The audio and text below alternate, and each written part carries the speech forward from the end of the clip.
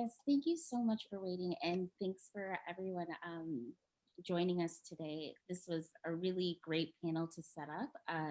My name is Fatou Sar. I'm with the CSPC organization, and I'm the panel organizer for today.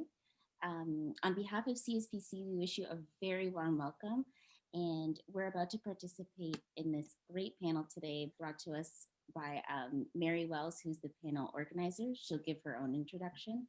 And before we begin, a couple of housekeeping notes. We will be turning off the microphones within the session, but outside of that, in the breakout rooms, your videos and microphones will be on as well. And please don't forget to tweet about your favorite events and panels at the conference using the @SciencePolicy and hashtag CSPC 2020. And as well, in the chat box, towards the end of the session, I will be linking a survey about CSPC, and we would greatly appreciate your feedback. And without any further ado, I'll pass things along to Mary to get the session started. Thanks so much for your patience. Well, thank you so much, Fatou. So hi, everybody. My name is Mary Wells. I have the privilege of being the Dean of Engineering at the University of Waterloo. And Fatou's right, I was kind of the main organizer for this panel, but I do want to thank all of my panelists for agreeing to be part of this panel. And I think it was the people that they are and the diverse areas they represented, that was one of the reasons it was chosen to go forward in terms of the panel. And so part of the reason, I just want to give you a little bit of the background as to why we even wanted to run a panel like this.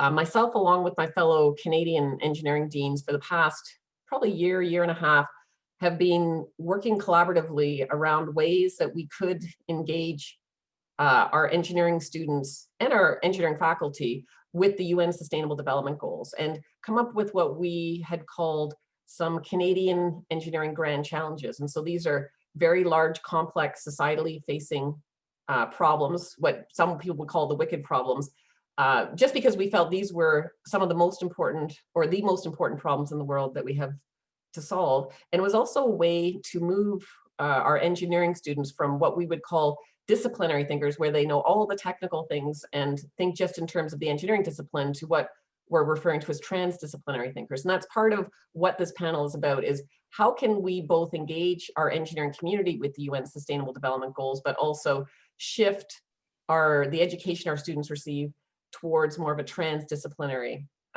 way of thinking. And so as part of that, they had asked us to engage with our engineering students right now in terms of finding out their knowledge about the UN Sustainable Development Goals and their desire to be engaged with kind of big, complex, societally facing problems like this. So the first thing I'd like to do before we move to the other panelists is just share with you the results from the survey, because it will give us a background at which we can start our conversation later as part of this panel. So I'll just share my screen. And I just want to show you the survey results that we obtained. Let's move it into main screen. So this was an engineering student survey on the UN Sustainable Development Goals that was part of this panel. We just ran it in the last couple of months, so it's very recent. It's kind of like taking a pulse on our engineering student community today. So a Google survey was sent out to all the Canadian engineering undergraduate students in September and October 2020. And one of my fellow panelists, Wendy, Vasquez, is on the panel. She is actually the president of the Canadian Federation of Engineering Students. So she really helped to get the panel out and to engage our students in terms of asking them to participate in it. So we got about 3,000 survey responses received. We sent it out both in English and French. So that represents sort of 2,800 English responses and 200 French responses. And when we think about our overall engineering student population, we have right now currently enrolled about 88,000 engineering students across Canada. So that represents about 3.5% of the current engineering undergraduate population.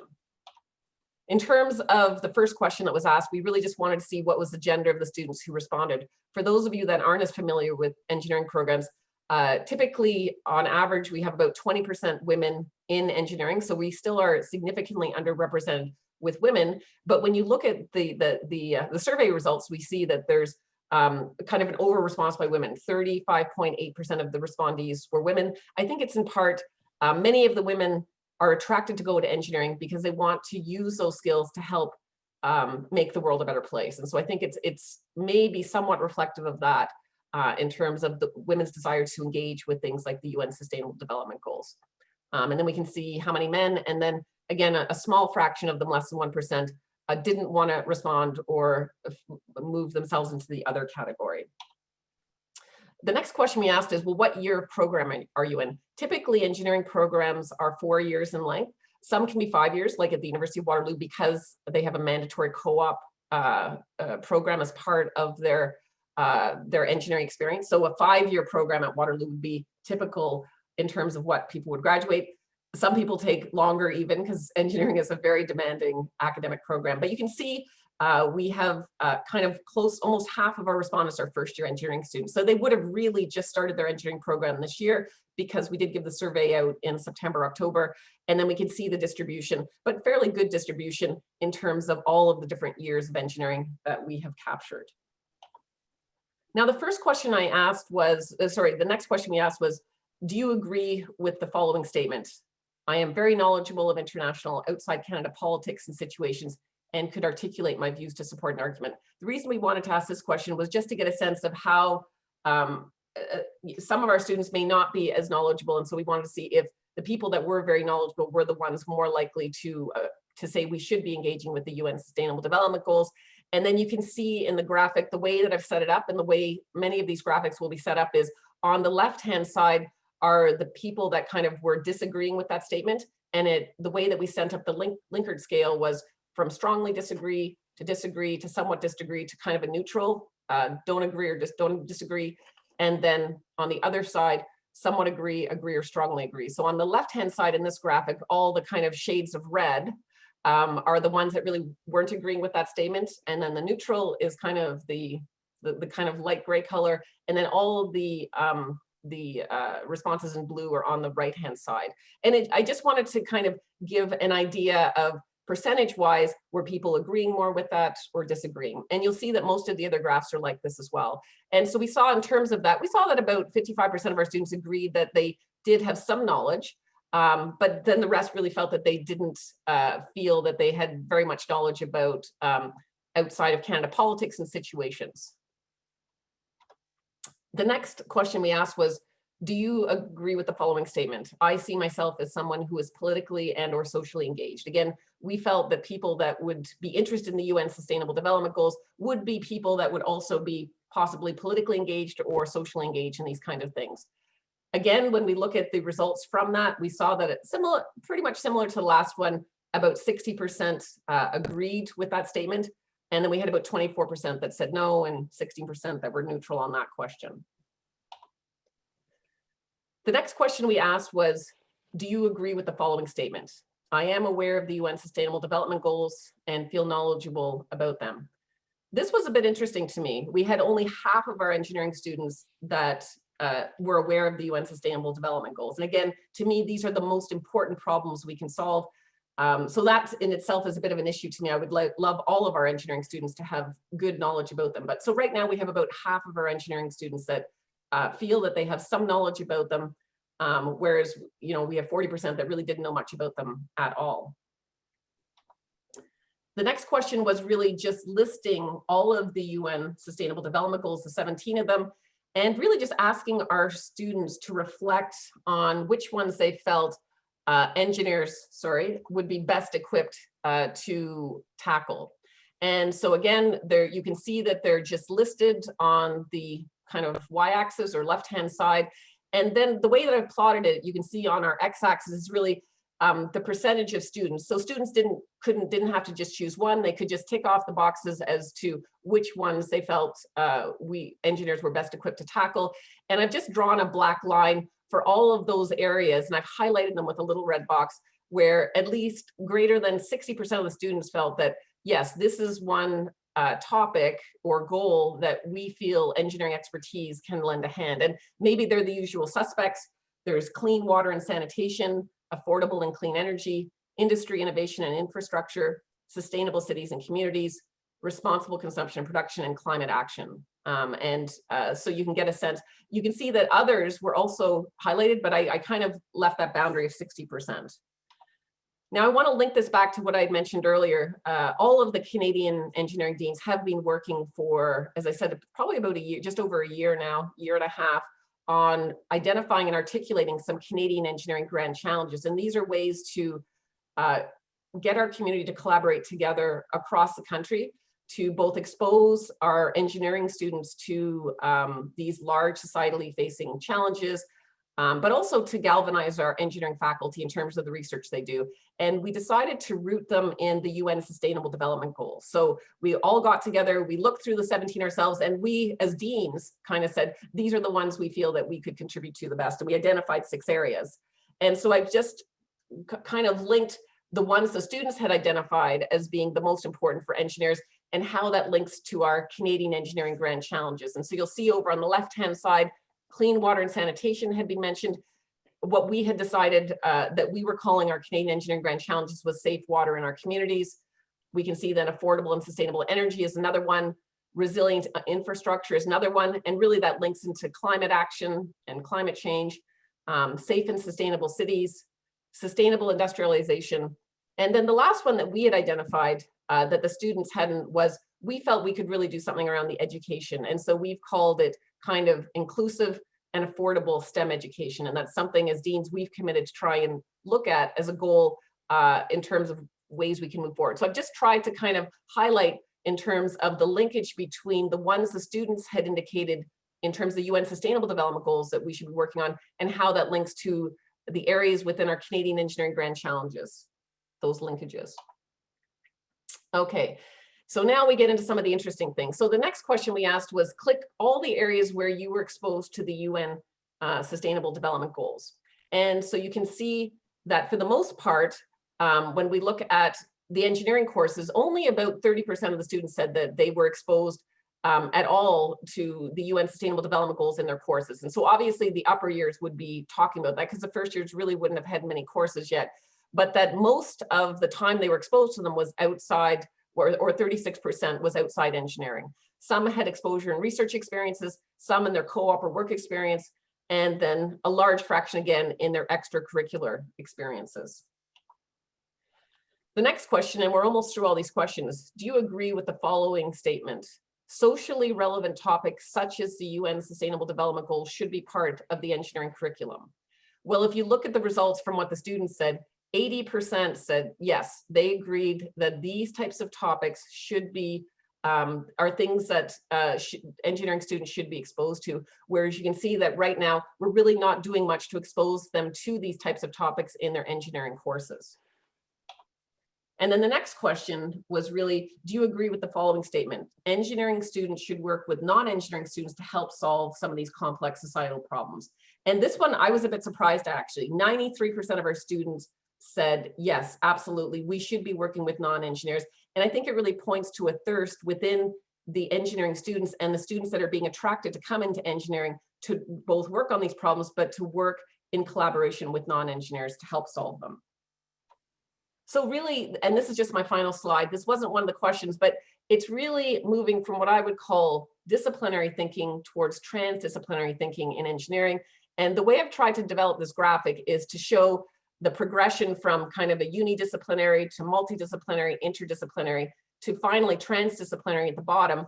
And as we start to do this and change that kind of knowledge framework and exposure, we see increasing levels of integration, interaction, collaboration.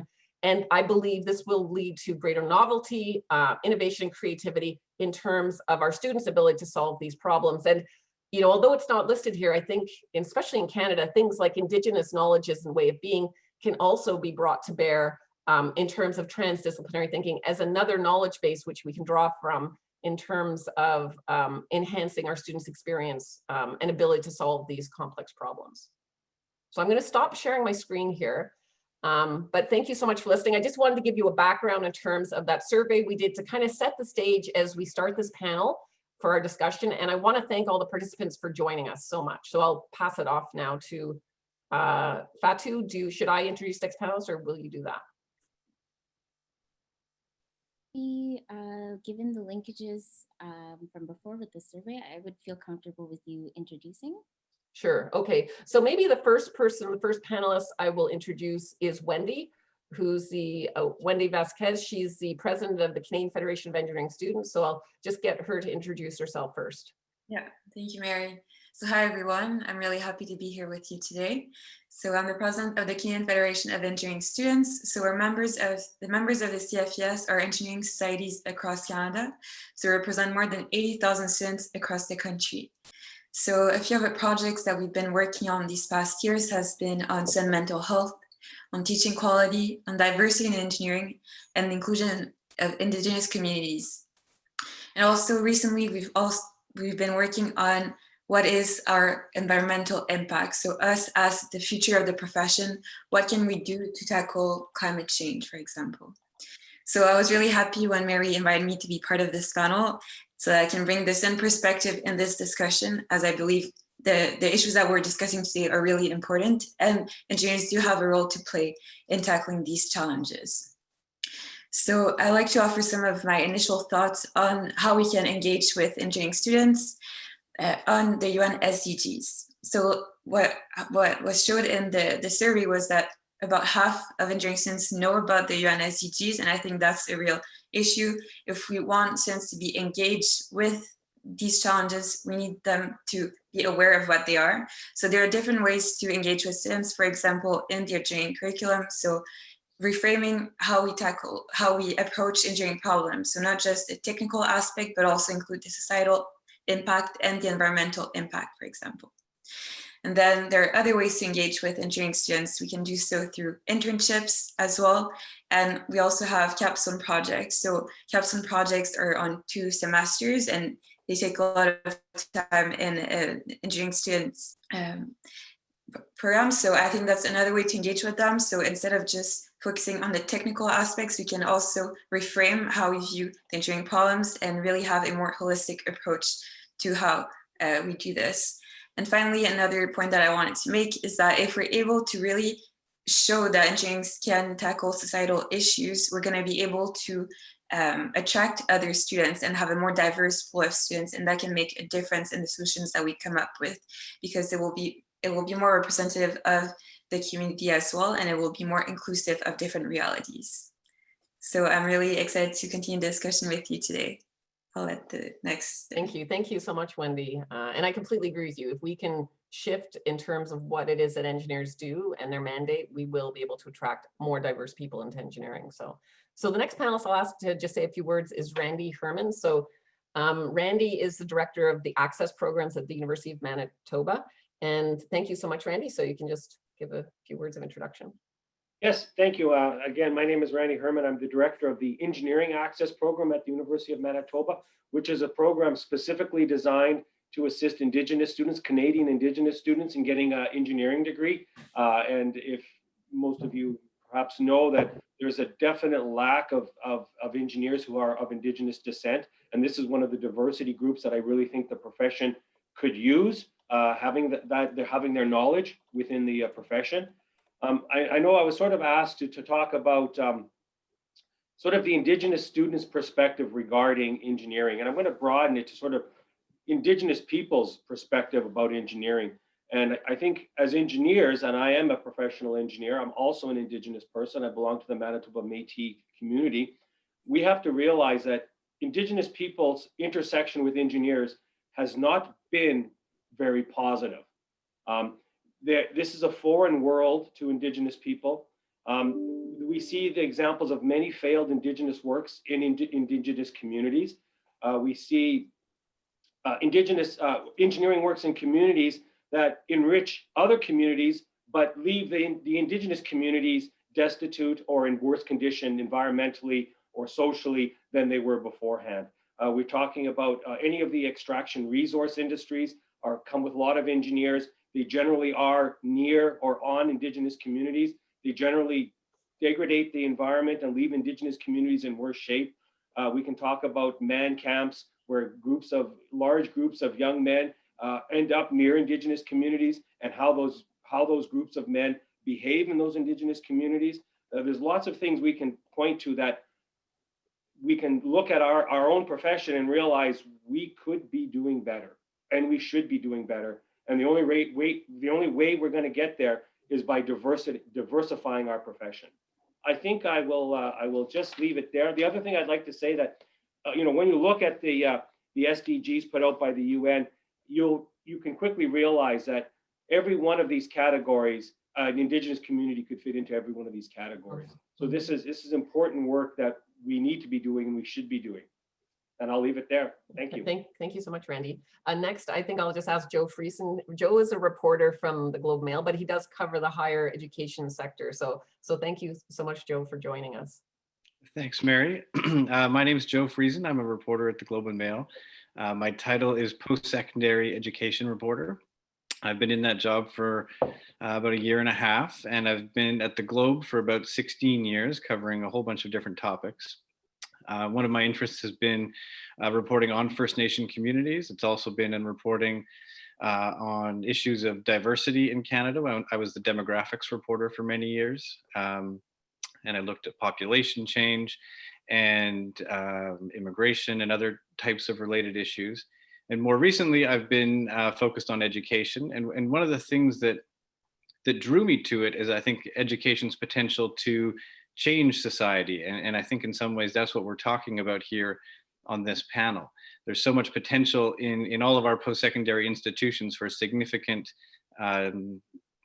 things, to change these significant challenges that we all face in the world, but can sometimes be very difficult to measure. And that's one of the things that interests me about the Sustainable Development Goals, is that these are complex, slow-moving problems that even I, as a journalist, haven't engaged with very much, even though they are the most pressing, significant problems that the world faces. And part of the reason is that it's difficult to know on a day-to-day basis where we stand in relation to achieving some of these goals. They are in some ways difficult to measure. And in our educational institutions, it's difficult to create benchmarks to know how we're doing on producing graduates who can tackle some of these transdisciplinary problems. And so, of the points that Mary raised, I was very interested to see that students seem to be very interested in going further down this road to look at some of these challenges, and perhaps institutions aren't doing enough to engage them in that way. So I'm curious to hear more about this. I'd love to learn more about what institutions are doing to tackle these questions, and I look forward to the discussion. Thank you. Thank you so much, Joe. And last but not least, Jason Blackstock is the founder of How to Change the World. And I've gotten to know him quite a bit over the last year or so, and he's also a professor at UCL in London. So Jason, go ahead, please. Perfect. Great. I even get a musical introduction. Thanks. Yeah, sorry about that. My phone was ringing. I think it might have been my daughter. No worries. It is a real pleasure to be here. As Mary says, I'm actually, despite my accent, I am Canadian originally, but I'm over here in London in the UK. And so I wanted to add a little bit of an international dimension to this. And first, to really commend Mary and the Engineering Deans Council for the CEGCs, things like the survey, because in all the international work that I do, it's only starting to have that sort of momentum. Not a lot of countries have yet begun to grapple with it outside of single institutions, single universities, single programs, but really grapple it at a national level and begin to have those discussions at that level. So that's really valuable. There are a few other places where that sort of conversation is happening, and one of them is here in the UK. Places like the Royal Academy of Engineering and the National Academy in the US have been having grand challenge summits for the last 6 years or so. And it was around the time of the first Grand Challenge Summit that I had joined UCL. And we were confronted with exactly this sort of question about how do we modernize our undergraduate engineering curriculum?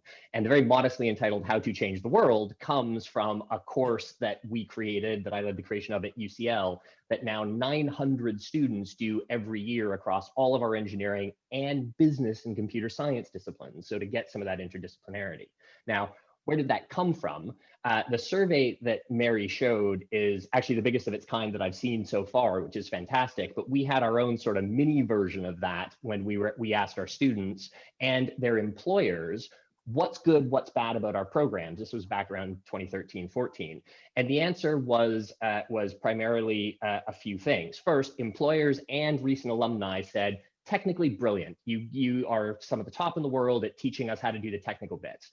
However, you don't teach us what anybody else does, so we have no idea how our expertise connects to anything else. And you never taught us that we can't look up the answer at the end of a textbook for the real world problems that we're going to face. So would you mind fixing that, please?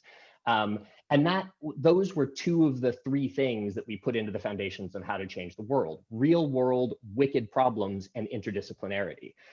And then we also asked the students, okay, if we're going to do this, we could do this around corporate questions, we could do this around business challenges. What would you like? And one relatively precocious young man turned around and said, well, you old people have broken the planet. Would you mind teaching us how to fix it, please? And we went, okay, we're going to call that sustainability, and the UN SDGs are a good summary of that. But it was essentially there wasn't just the interest in doing real world corporate or business type problems, but really tackling the real world sustainability. And the things that Joe and Randy and Wendy have already raised, that really means engaging a diversity of stakeholders, not just a diversity of disciplines, but a diversity of stakeholders in those problems. And so that was really at the core of the How to Change the World program. And by 2016, we'd run several years of it within UCL with almost 1,000 students. We started to get this pull to run it for audiences outside, precisely because of the hunger that is seen by engineering students, and for that matter, young professionals around the world in engineering. And just one of the numbers that really stuck in my head, one of your comments, Mary, was about the overproportion of women in the survey relative to the numbers that are in engineering students across Canada. Well, one of the things that we saw when we were trying to understand, are we making a difference with How to Change the World at UCL, we asked students ahead of time, before How to Change the World, how many of you see you could have a future as a professional engineer? And for young men, that was around 55 to 60%. For young women in the programs, that was around 30 to 35%. And then they went through How to Change the World. And after that, both groups were up at 75 to 80%. And we asked, well, what's going on here? We're not actually teaching you any engineering in the sense of the technical details, but the response across the board was, I didn't know a professional engineer could work in a humanitarian organization, that there was a role there, in community government, in XYZ different areas. And I think that's one of the things that when we come back to the question of why it's so important to have things like the UN SDGs and interdisciplinarity and real world experiential engagement all built around in the student programs, is because it massively opens up the career prospects and the ability for for students to see that they can contribute their technical expertise across such a broader range of places, because technology underlies everything, engineering underlies everything these days, but we don't often plug that into the classroom very effectively to let the young engineers know those are possible. So, and that's where, because of that, we spun out the social enterprise How to Change the World, and I'm now on sabbatical from UCL running it. And just as a little plug, thanks to the support of Mary and others, we're going to be running another fully virtual program in February and March. So stay tuned for those details. Thank you so much, Jason. That's great. And I must say, I went to the first program and it was so impressive, and the students absolutely loved it. So it was really fantastic. So congratulations, Jason. So that's a little bit of an introduction. I think the next thing we're going to do is we're going to break out into 3 different breakout rooms, and we've got 3 questions. And we were going to give you, the audience, a chance to decide which of the breakout rooms that you would like to go into. So Jason, do you want to share the questions, or should I? I've got them on my slide if you want, or. Yeah, I think if you've got the slides there. Okay, let me put the questions up. Yeah. So can everybody see that? Okay, these are the 3 questions that we were going to try and tackle in each of the breakout rooms for about half an hour. And the panelists are going to split out between the different breakout rooms. But the first one is, the question we're going to tackle is, how can learning about and contributing to the UN SDGs be integrated into the day-to-day activities of engineering students and professors? And so Wendy and I will be moderating that breakout room. And so if you are interested in that question, maybe being in part of that room, when we ask, you can raise your hand. The second one is about how can policy/academia support students being involved in the UN SDGs? And Jason and Joe are going to be involved in that room. And then the third one is how implementation of the UN SDGs can be integrated into the work of professional engineers, and how can engineering policy and professional engineering associations adapt to encourage this? And that Randy will be part of that, as well as Fatu. And so the way we're going to do that is we're going to use an app called the Jamboard that will be able to capture the discussion and allow people to write sticky notes and ideas as we start to tackle these questions. So I think so Fatu, now should I ask those people that want to go into the different rooms? Is that the right time to do that now? Or? Actually, let me double check with Charles. There Oh, should okay. be buttons available for the participants in the audience to actually click on to say breakout room 1, breakout room 2. Okay. Okay. So breakout, you can see the question for breakout room 1. You can see the question we're going to tackle for breakout room 2 and the question for breakout room 3. So I'm going to ask everybody in the audience to choose which breakout room they would like to be a part of and just spend the next minute doing that. I'm going to see maybe you might have to stop sharing your screen. Oh, sorry. Okay. I will stop sharing then. I just hope they know what the questions are. Okay. They'll know what the questions are. There we go. Okay. I'm just wondering to see because the buttons haven't appeared yet. So I'm seeing if maybe that's because of the share function. Okay. All right. No problem. Let's see if the buttons pop up now.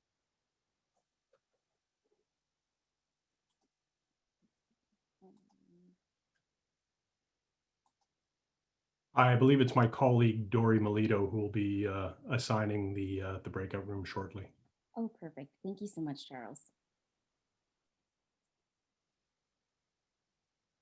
Yeah, I'm assigning them. I've assigned the panelists to each room so far. I'm just looking to see who wants to go where. Oh, so the audience now has an opportunity to choose the different rooms? Is that right, Dory? Yes. Okay. All right. So we'll just wait a few minutes for the audience to choose which breakout room they want to be a part of. We'll be in the breakout rooms for about half an hour, and then we'll be coming back as a group then to both go through those breakout room discussions and kind of wrap up for the last half hour. And just to clarify, Dory, the hand raise function should be on for participants. So perhaps we should poll and ask people to raise their hand for breakout group 1, and then you can capture them down, and then for breakout room 2, and then capture them down, and then breakout room 3. Will that work, Dory? Sure, I can't find the hands. I think it's under participants, isn't it? Or yeah, there should be under the participants a setting to allow, there we are, people are able to raise their hands. I saw somebody do it there. All you need to do is raise your hand. So a few people are raising and lowering their hand. That's perfect. Okay, so that's so Jason, should we ask now for breakout room 1? Yeah, so for breakout room 1, which is the question again, how can learning about and contributing to the UN SDGs be integrated into the day-to-day activities of engineering students and professors? Everyone who would like to go to that breakout room, please raise your hand now. 4 people, I think. 5. I see 5 people. Dory, please let us know when you've got those down. There's 6 of them. There's now 6. I'm at Garrett.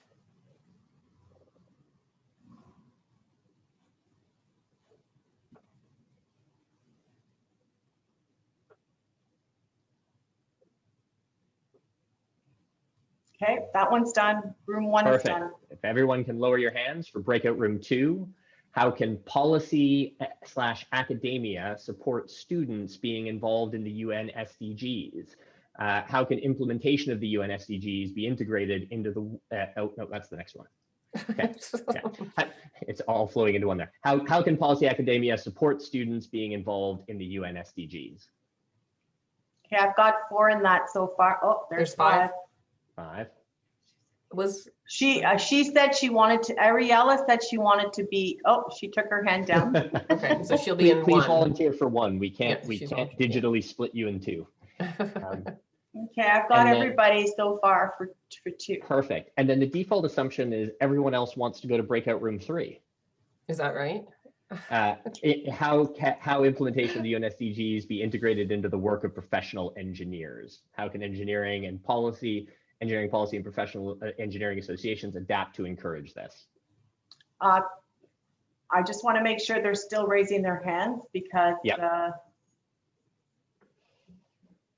please raise your hands if you do want to go to the 3rd one.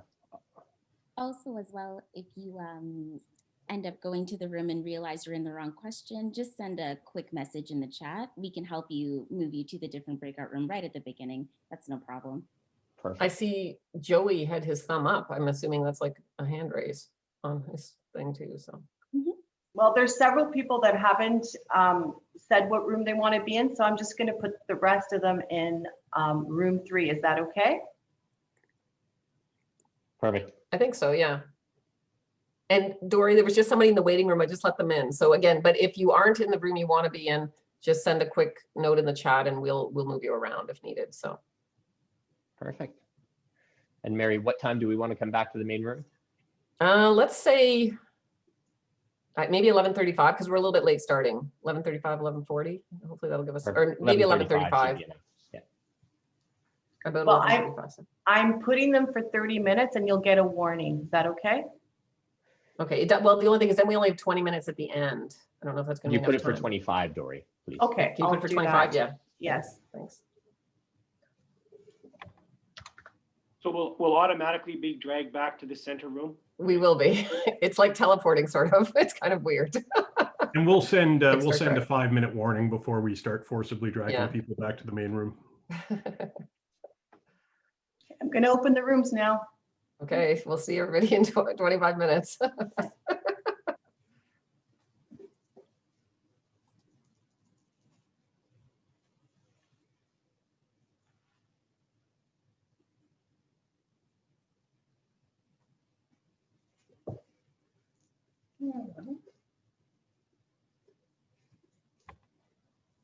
Oh my God. Change to 2. Don't mute me. Could I And mute you're you? not muted. Oops, sorry.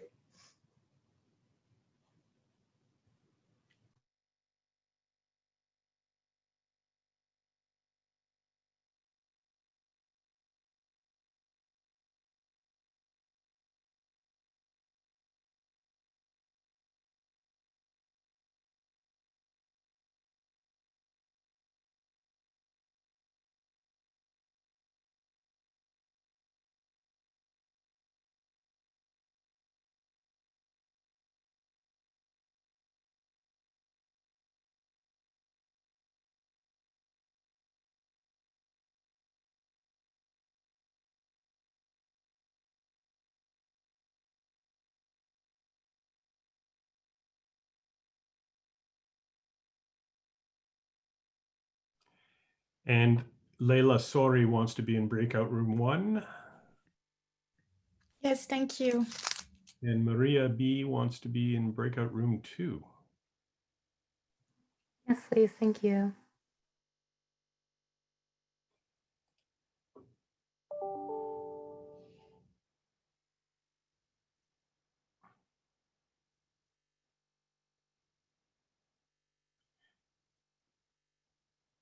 And Marie Pierre, did you have any preferences? If you're in fact there.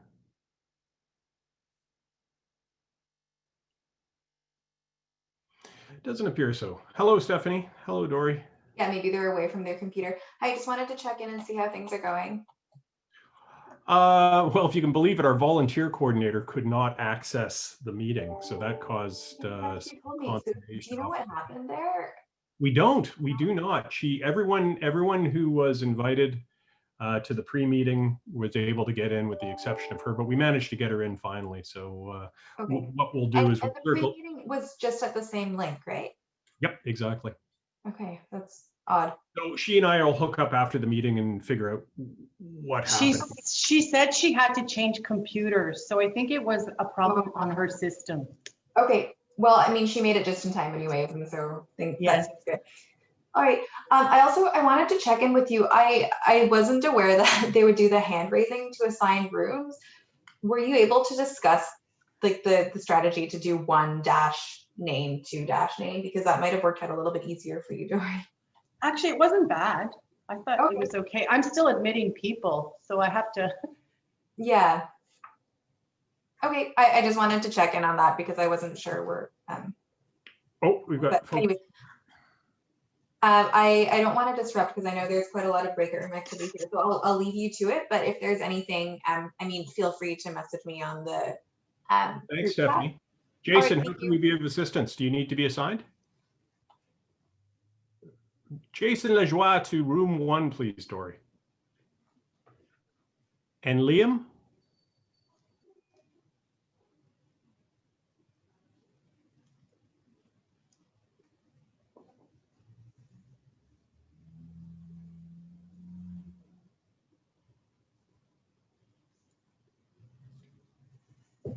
Charles, Liam is supposed to be in room 2.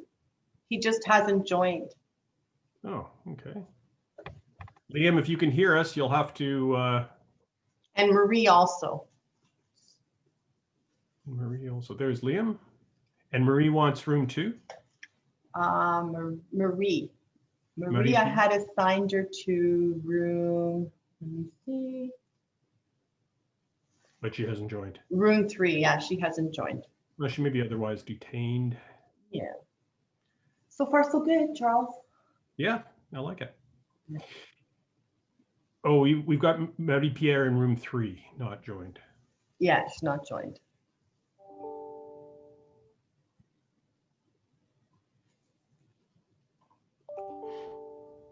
So I broadcast to all at what time?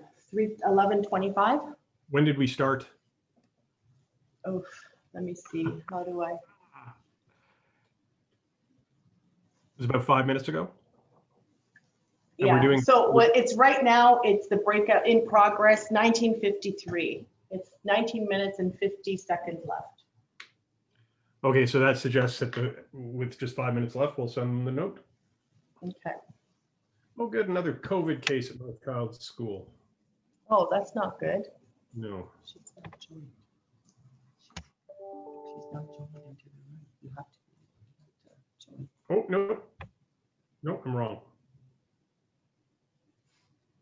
And there's Laura Girdley has entered the waiting room, so we'll let her in.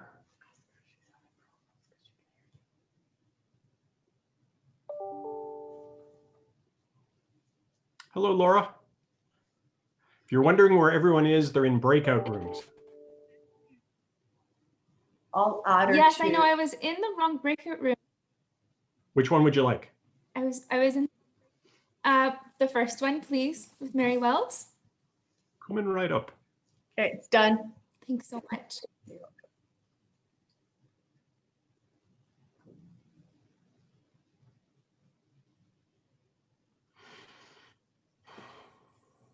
Her bandwidth is low. Mm-hmm. There, she's in. So you know that system of 1, 2, 3? People self-label which workshop they want? Mm-hmm. You know what? I found this was easier because they move right to the top. Okay. And that way I click them as I go. Where 1, 2, 3, I have to, well, I guess they would do the same, but this worked out fine is what I'm saying. Good, good, good.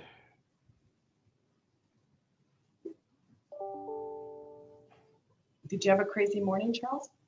Yeah, to put it mildly. Marie, are you there? Marie Pierre?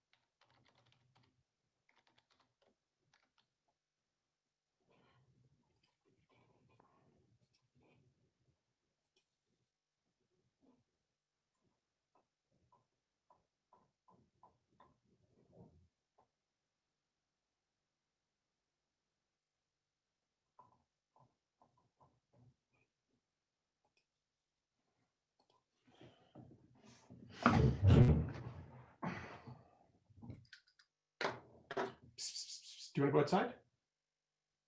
Sorry, I'm talking to my cat.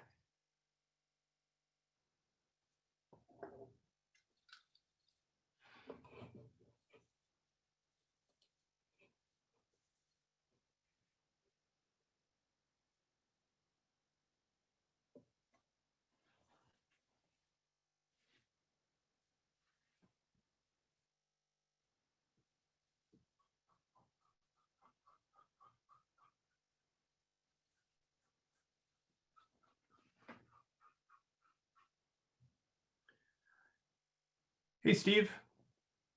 If you're wondering where everyone is, they're in breakout rooms, which we'd be happy to assign you to.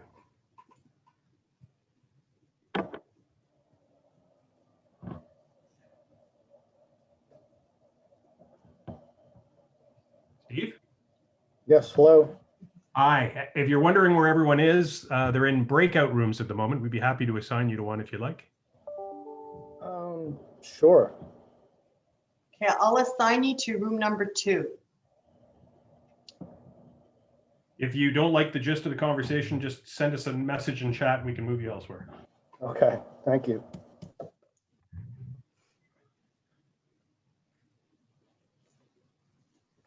It's like the power of God, isn't it, Dory? Yeah.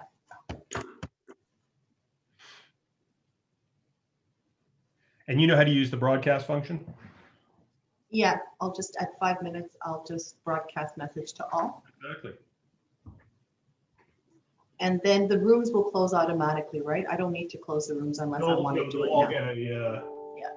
I don't know. Did we preset the timer for the breakout rooms? 30 minutes. They actually told me to do it 25 minutes, so I did it for 25 minutes. It should happen automatically. Yeah. We'll get a 60-second warning.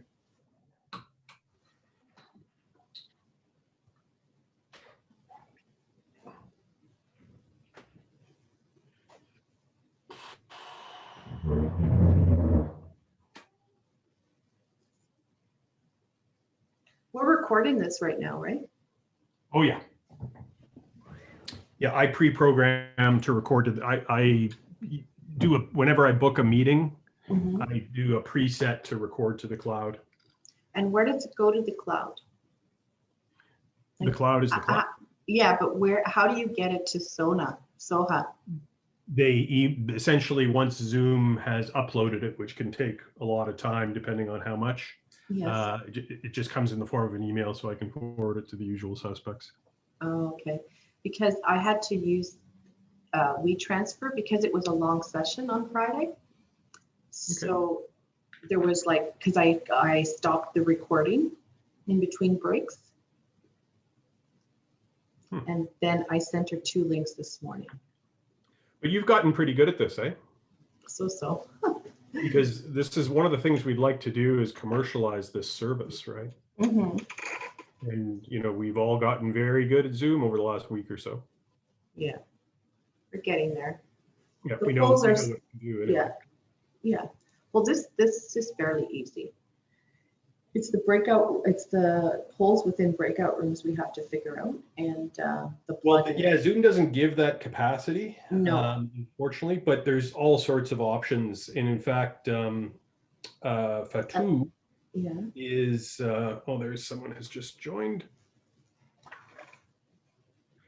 Fatou has come up with something called Jam, which looks really, really good. It basically allows for the posting of virtual post-it notes. But I have to say, I like the CSPC people a lot. They're very easy to deal with and very competent. Meredith's got a good there.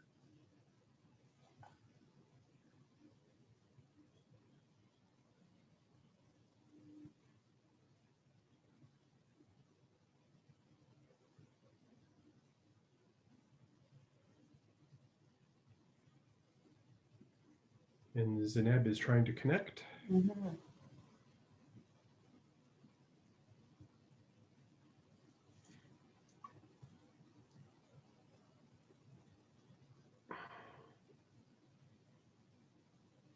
Not with much success, it looks like. No. There's been a few like that.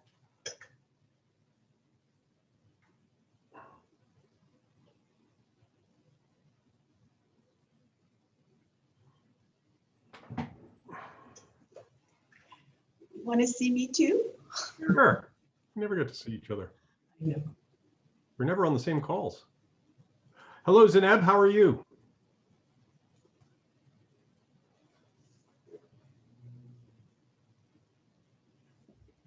Oh, we got more people popping in. Here, I'll let them in. Oops, you were too quick. Hi, hello.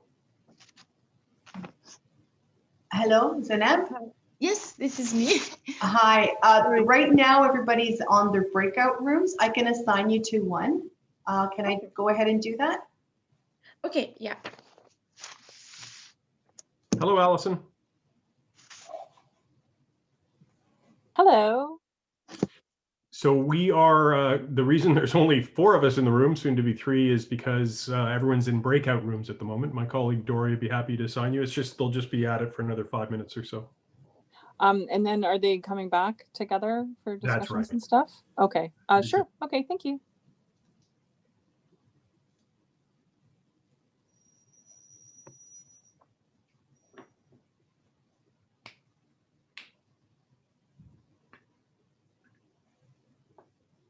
Oh, the War Memorial. Mm-hmm.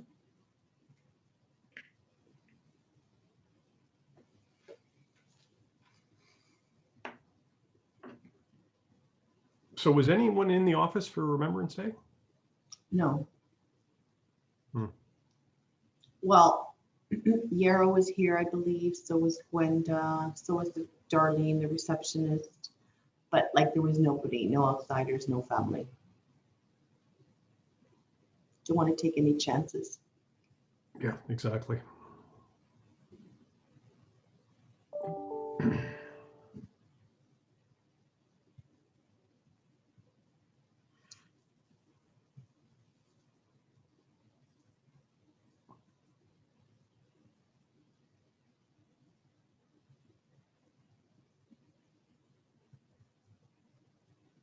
Did we have no success assigning Zainab to a breakout? I did. Yes, I signed her. Hmm. But she's not joined yet. Okay. I signed her to 1. What does it take to join? Well, you have to click and it says you've been assigned to room 1 or 2 or 3, and then you have to click on join breakout room.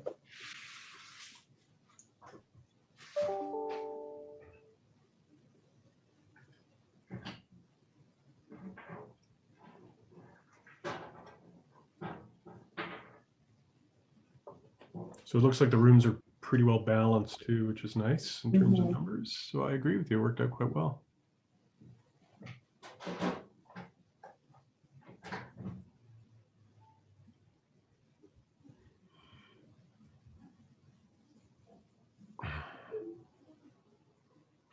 How did you get that background on? Because we tried, it didn't work.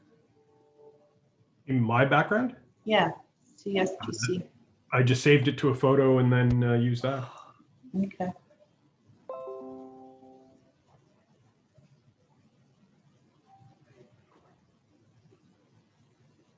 $7:34. It's going to go over, I think, eh? 7 minutes and 34 seconds left. Yeah. Okay. Yeah, if you can aim to send the note at the stroke of 5 minutes, Yeah. that'd be perfect. I will. Just say we will begin reassembling in the main room in approximately 5 minutes.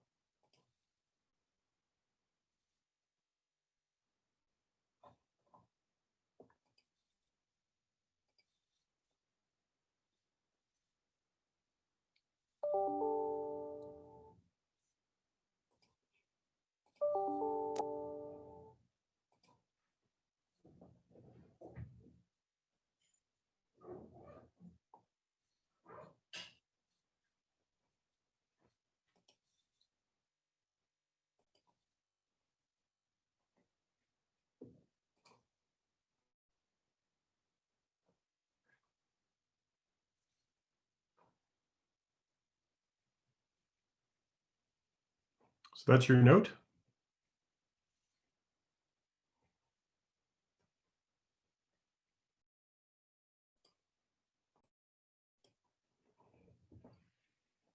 You are muted. Sorry, they'll get a message soon to say to, have you I've been got in a breakout message? It just says there's 5 minutes left. Yeah, and then the countdown will begin at 1 minute, right? 60 seconds? Yep, that's the way it should work anyway. Yeah. There's another Yon. A sign. Hi, Yon. Oops. I signed him already because there's not much time left. Okay, good. I signed him to 3 because there's not many people in 3. Okay. But he was in a room before, or she.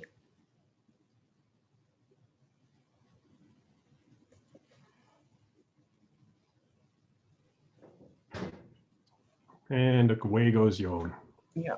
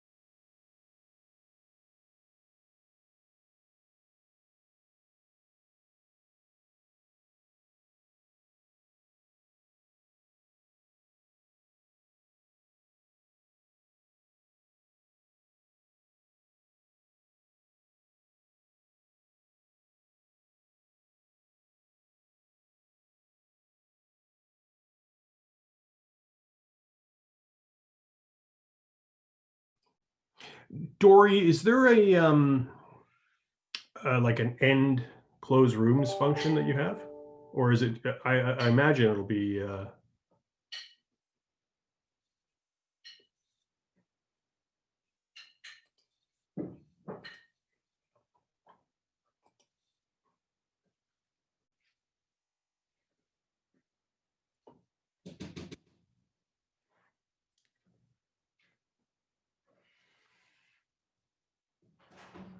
Sorry, I was muted. Yes, it does have a close all rooms. Should I do that? Now they just got it. They should, it says all breakout rooms will close in 54 seconds. Okay, beautiful. We're there.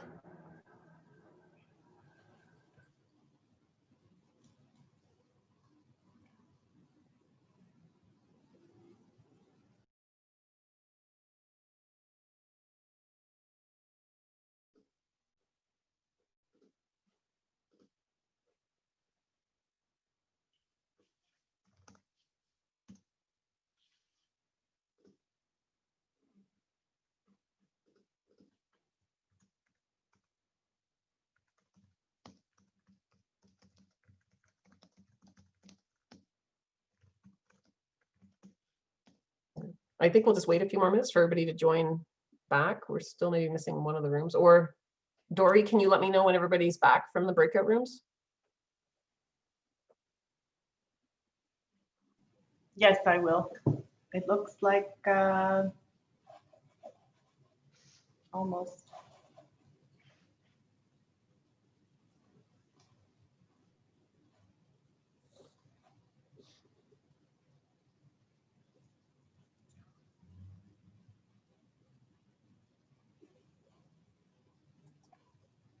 Yep, everybody should be back.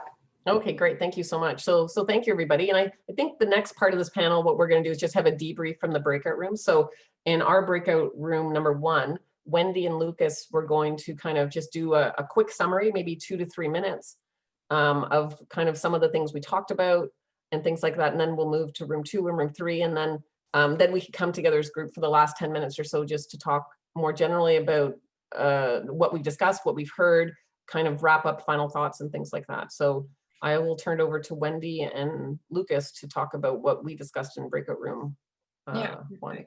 I'll share my screen. Okay.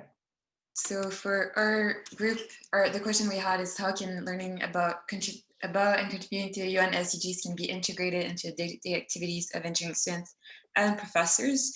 So first, we also thought about how can extracurricular activities, should be also accredited because, well, not accredited, but be counted as credits.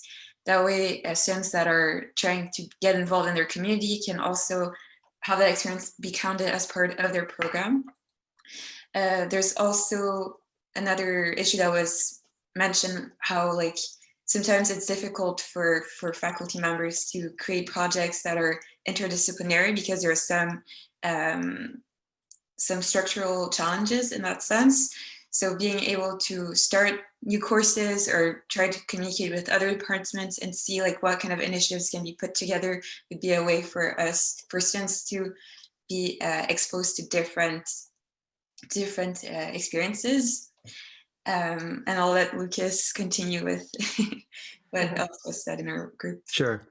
One of the other discussions we had was about what about the core technical courses, since students spend so much time on them? Is there room to bring such a thing as transdisciplinarity or even the UN SDG goals to those courses as well, given that we don't have so much room because of accreditation and assessment needs?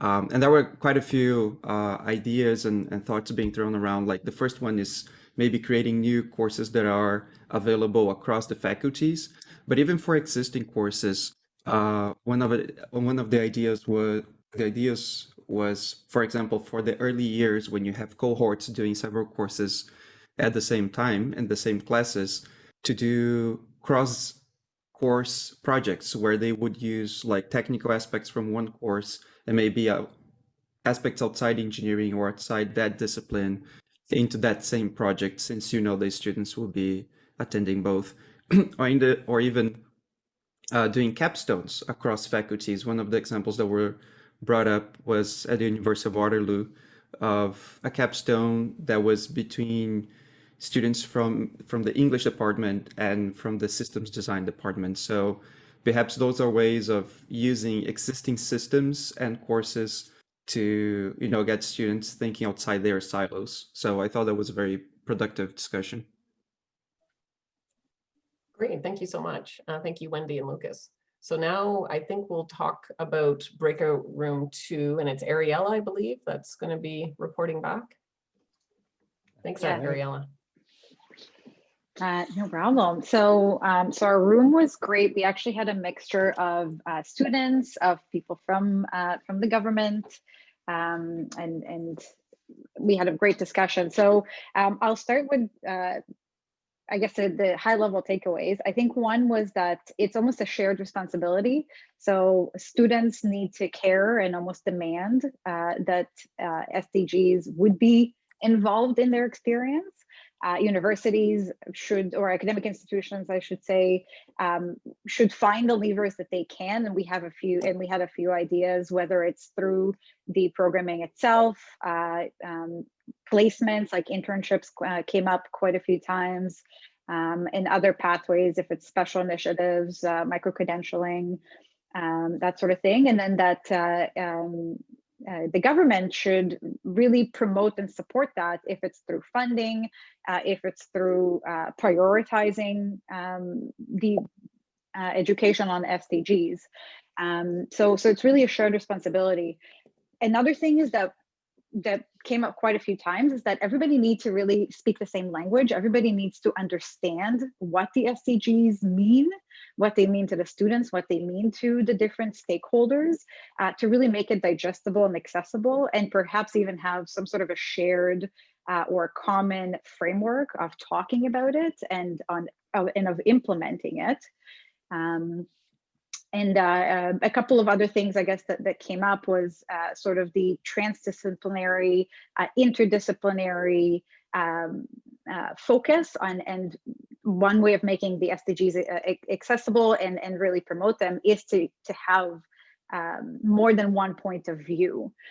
So that's in terms of an implementation. And we also had a few questions, and I'm sure we would love to hear others as well chip in on really how do we build back better post-COVID. So how do we really think about the changes that COVID created or that COVID presented to us in building back and making sure that the SDGs are in the purview of students, academia, and government in light of the changes that COVID had, and how do we have, and similar to the implementation, how do we have more interdisciplinary opportunities? How do we have funding available? And how do we make these more digestible and accessible? So Jason, I believe that's the high level, and if there's anything you want to add, please do so. Absolutely perfect, Ariella. Nothing to add for me. Joe, did you have anything you wanted to add? No, nothing more. Thanks very much. Thanks, you guys. That was great, Ariella. So now breakout room 3. Who will be reporting back from breakout room 3? So sorry, I was on mute, and it looks like my microphone actually, my video stopped. I'll report back for room 3, if that's okay with you, Randy. That is perfectly fine. Perfect. Okay. So our group, again, we echo everything that was discussed in rooms 1 and 2. One of the things that first was established was that this is a very relevant question. We have a couple people from Canada or familiar with Engineering Canada, and looking into how to engage students is something that's on the table right now. So this was a very relevant discussion for our group especially.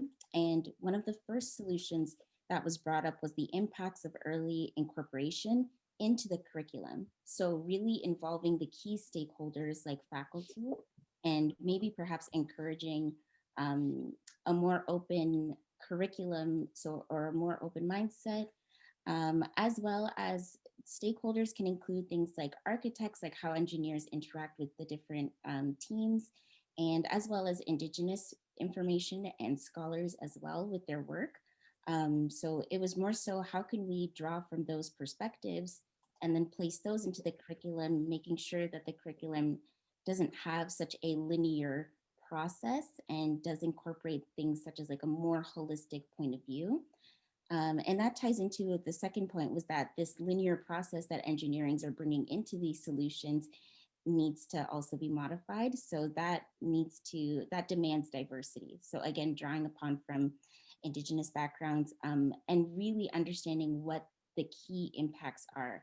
I think bringing in these questions, the group really discussed the fact that people don't know what these questions are, but they also don't know what the impact is. And that's why we keep drawing upon the same solution patterns. And it's not accessible, and it may be, it's not where we want to, it can be modified for better in the future.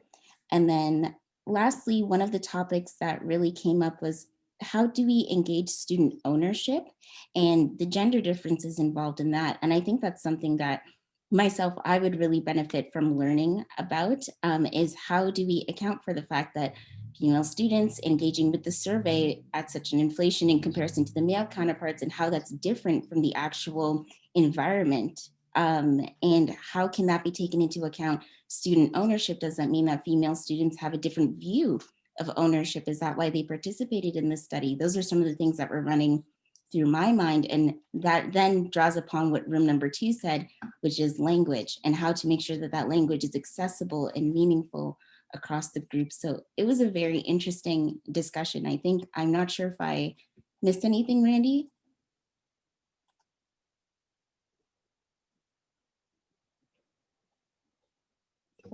Nope. Randy, you're on mute at the minute.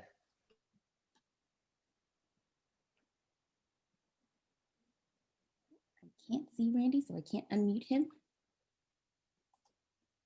Oh, I think, yeah, you're still muted, Randy. Oh, can you hear me now? Yes, we can hear you now, yes. Yeah, I don't know what happened to my thing, but it disappeared. My thing that allows me to unmute, but I figured it out. Okay, Oh, good. sorry about that. Yes, I think you got it mostly, Fatou. Thank you very much for that. The one thing I would add, though, is we also looked at the incorporating these goals, the sustainable development goals, into professional engineering, continuing education, and using the professional bodies, the provincial bodies, as well as the national body to do that. That's the only other thing that I would say. That's great. Thank you so much. Excellent. Really good discussions, obviously, in all of the 3 breakout rooms. So we've only got just about 10 minutes left. So I might ask the panelists in reverse order now. So maybe we'll start with you, Jason, just to kind of reflect on, as you think about what you've heard in this panel, what are your main takeaways, and what are the things, what are some of the things other people can take away from this discussion as well, in terms of a summary? Absolutely, Mary. Thank you. It is a fantastically diverse set of ideas. And so there's no way I'm going to do justice to covering most of them. So I'm just going to pick up one that came out of not only our discussion, but sort of had echoes in the other ones as well. And it relates to the fact that teaching, particularly when you're teaching complex engineering subjects that have a lot of technical maths, a lot of programming, a lot of stuff that you need to learn that's technical, those social dimensions can often get pushed to the side for 2 reasons. 1, they don't fit in a lecture-based classroom very well. And 2, faculty are generally not taught how to teach that way. And this, Joe and I, just at the end of our discussion, we're having a little bit of a joke about how higher education reporting can often be higher research reporting, or actually higher administration reporting, as he put it. And the fact that the focus often gets pulled away, I make myself unpopular in academic audiences by cracking jokes like you need a 4-year degree to teach finger painting in kindergarten, but to be a professor and teach, you actually don't need any education in how to teach.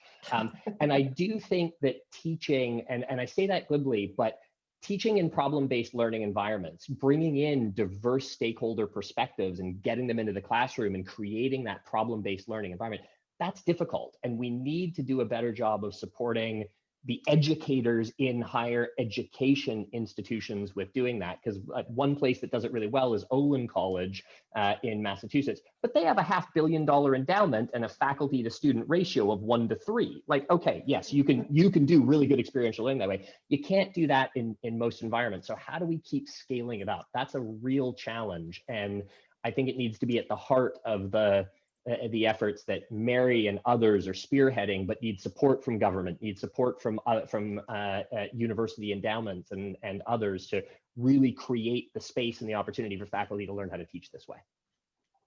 Thank you, Jason. That's wonderful. Joe, maybe I'll go to you next. I think that's the right reverse order. If you've got any other comments or takeaways. Thanks. So I'm still struck by some of the data that you showed us at the beginning. And what I think is significant about it is the desire that's demonstrated there from students to learn about these things, and a sense that to some extent that desire is going unmet. And so the question is, how do you first, how do you incorporate a system where those desires can be heard, and then how do you change things? You know, as I think of this in a practical sense, what is an engineering school going to do to actually make some progress on this? I don't think it's that easy, because you have decades old systems of education that have worked very well at producing employable graduates that meet most of the goals set for institutions by governments, and so why would you mess with success? And so if I think maybe part of the issue is that these sustainable development goals haven't been clearly articulated as a principal aim of education at the governmental level. So are these being included in the key performance indicators? Are these being trumpeted by the funding agencies, which came up in our discussion? And those are difficult things to shift, because it's not just about hearing from students, but then you also have to be heard by policymakers, by elected officials, and that is a difficult challenge. So I don't know that I have the answer to that, but I think coming back to the data, what strikes me is there is a desire to address these questions, and there has to be a way of translating that desire into action. And part of that will involve, I think, engaging more with policy makers and stakeholders. Thank you, Joe. I completely agree with you. How do we see the desire? How do we put it into action? And what can we do in a system that has a huge amount of inertia? And you're right, is driven by, well, the performance metrics that are given to us by our governments and things provincially. So thank you for that. Randy, maybe I'll go to you next in terms of key takeaways and what others should be taking. You know, there's a bunch of things, and our conversations here have coalesced with things I've been thinking about for a long time. And one of those things is that currently in the engineering profession, and even graduating right now in the engineering profession, we are not graduating the people we need to graduate for the future. Absolutely, we are not. We are not graduating women enough numbers. They're over 50% of the population. They should be 50% of the engineering graduating class. And of course, that goes with other diverse groups as well. You know, you're talking any other diverse group is usually underrepresented in engineering. And so when we're talking about this, and I'm thinking about things, I'm thinking about what I see in my own group of students, Indigenous students, and other students, people of color, et cetera. And I'm wondering if it isn't the very curriculum that we are teaching in engineering schools that's actually turning groups of people off of engineering. They don't see themselves in engineering because of what they're being taught in the undergraduate curriculum. And so I got thinking about the survey that you did, Mary, and how the survey was very well represented by women in engineering. They filled out that survey more often than the men in engineering. So I'm thinking they did that because it was something that they were interested in. So now, by teaching these things in the engineering curriculum, is that also going to is that also going to sort of help address the problem of the lack of diversity in engineering? You know what I mean? Maybe this is how we get more people in, because maybe people now will see themselves in the engineering curriculum, where up until now, I don't think large groups of people see themselves sort of represented in the engineering curriculum. So, I mean, that's something that I've sort of taken away from this. And I'm also very, very encouraged that we have students, we have engineers, we have other groups of people here who are taking time out of their day to be part of this conference, be part of this talk, to think about these things and to try to incorporate these things and try to make changes.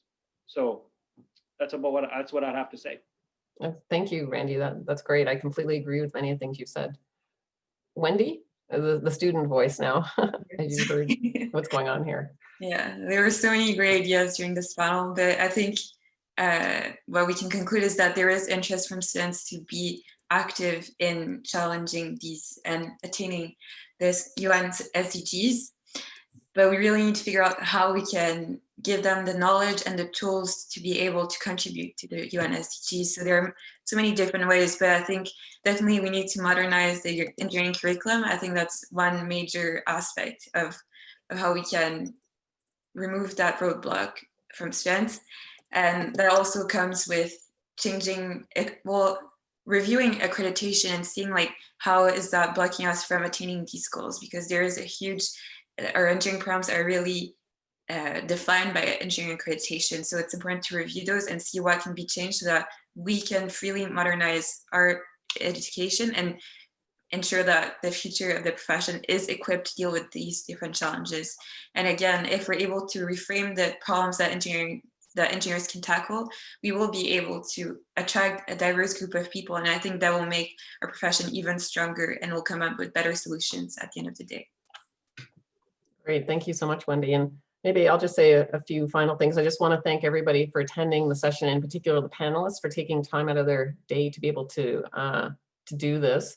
And I guess, you know, one of the things I heard in our session was the frustration of some of the educators around the inertia in our university systems in terms of the ability to change, to be more nimble, and that has to change. I mean, I think we need to find ways that we can evolve in terms of what we teach our students and things like that. Like some of our labs are now 30 years old. They haven't really changed much, and there's little incentive to do it, but that's not acceptable. And now as a dean in this role, I've got to find ways to both incentivize, but remove logistical barriers and find ways to create more nimble systems so that we can educate our students for the future, a future that they will be able to be successful in, and also to attract a more diverse group of students into the engineering profession. So thank you so much, everybody, for attending. I think we're just a few minutes in. I just want to point out, Jason did in the chat leave a link to his How to Change the World organization for those of you that are interested in it. So take a look at the chat. Jason, I don't know if you want to say any last things about that.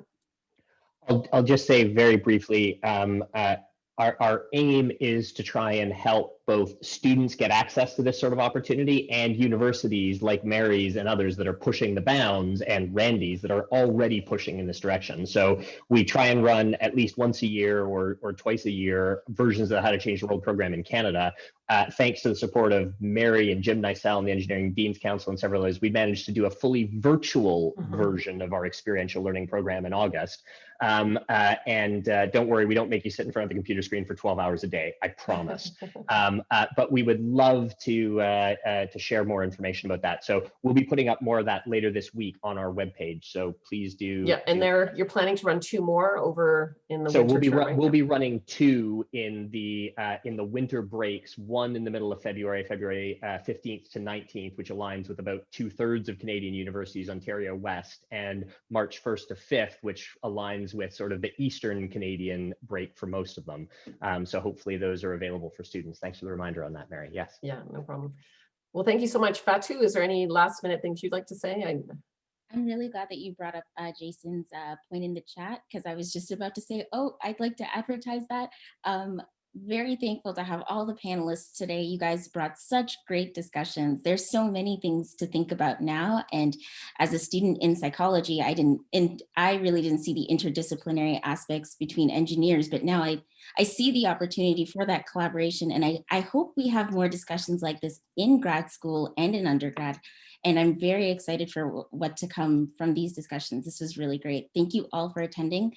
Feel free to fill out the survey in the chat and have a lovely day. That's all from me. Thank you so much, everybody. Enjoy the rest of the conference. conference. Huge thanks to Mary and Fatu for the work that they did to organize this. Okay, all right, thanks, Jason. So it was fun, and all the panelists. I really appreciate your help and support. So that's great. Okay, thanks everybody. Enjoy the rest of the conference. We'll see you later. Bye.